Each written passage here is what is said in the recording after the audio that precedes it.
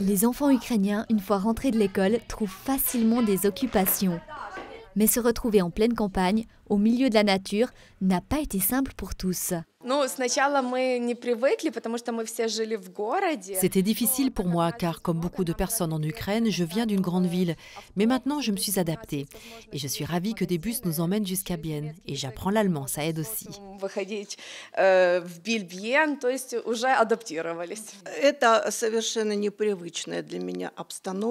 J'ai habité toute ma vie dans une grande ville et je ne suis pas habituée à la nature. Mais j'aime beaucoup. Je fais des randonnées pendant plusieurs heures.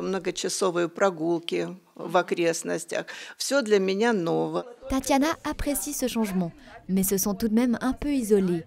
Un service de bus est en place 3 jours par semaine, ce qui n'est selon elle pas suffisant.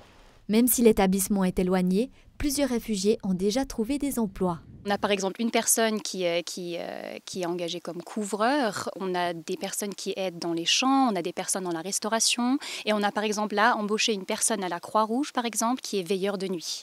Les réfugiés s'intègrent progressivement à la région. Mais pourtant, la grande majorité des personnes rencontrées a l'espoir de pouvoir rentrer en Ukraine. Je ne fais pas de plan pour le futur, mais je sais que je suis uniquement de passage ici, même si une partie de mon cœur restera en Suisse. Je ne sais pas, c'est très difficile de faire des plans. On ne sait pas ce qui va se passer, on peut juste attendre. En attendant, la vie dans le centre se poursuit. Entre école, cours de langue, en français ou en allemand, ils ont la possibilité de choisir tâches ménagères et loisirs.